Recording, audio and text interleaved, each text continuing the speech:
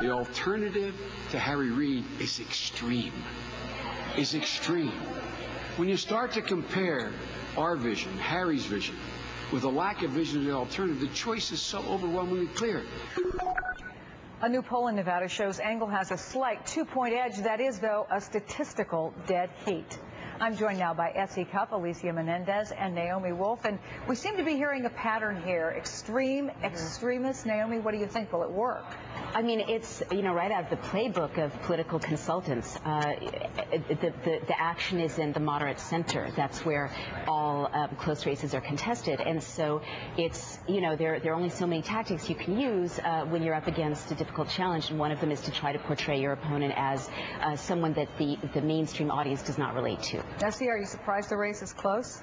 No. I mean, the last 2 weeks is when the bulk of the political campaign money is spent. It's, you see a ton of ad blitzing. This is normal. I mean, there's a... It's when people start really paying attention. Right, there's a momentum to this. You're absolutely right. But I think what's funny is not that the left is trying to paint the right as extreme. That happens all the time. What's funny is that they're also trying to say, well, don't be afraid. They're trying to scare you about people like Engel and O'Donnell. It's all fear, but don't vote based on fear. It's a really weird non sequitur that they have not yet reconciled, and I don't think voters are going to be convinced. I don't think they're telling people to be scared. I think they're telling them to be realistic about the fact that thus far we've talked about in the context of politics and elections, but some of these people are going to go to Washington, and they're going to become part of a very conservative caucus that has ideologies such as forcing a woman who's been raped to carry her rapist baby to term. I mean, something like that is so out of step with the mainstream ideology. Voters are thinking about jobs, and you can bring up all of these weird sort of fringy elements to any candidate,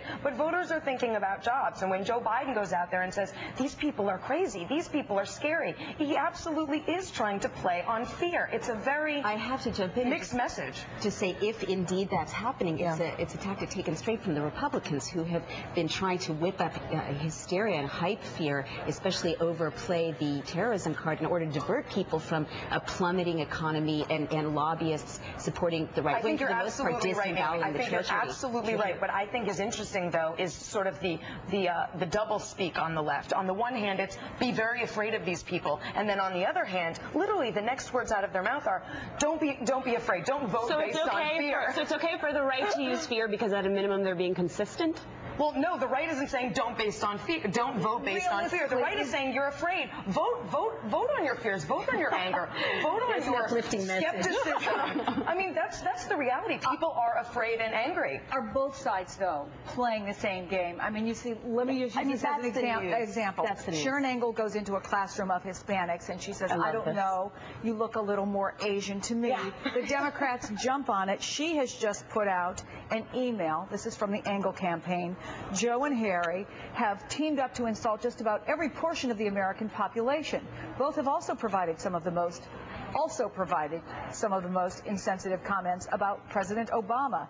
Joe observed that Barack Obama was clean, while Harry noted that Obama was light-skinned with no Negro dialect. But beyond their willingness to offend just about everyone, they've done something much worse. They've teamed up to destroy our nation's economy. But Chris, the problem here is that Sharon Engel's rhetoric, right, these weird things she says where it becomes very clear that she doesn't know the difference between a Latino and an Asian, that's not the problem, whatever. That's a way to talk about the fact that she has extreme views on immigration, that she is extremely anti-immigrant in a state that has a high immigrant population, and that 13% of their electorate is Latino. So I think it's important that you connect her rhetoric to her actual platform pieces. All right. I mean, I have to say, I think both these ladies are right in the sense that what's really happening, I think people get it but don't know what to do about it, is that, both sides have figured out how to whip up, hysteria, personal attacks, side issues, red herrings, demagoguery.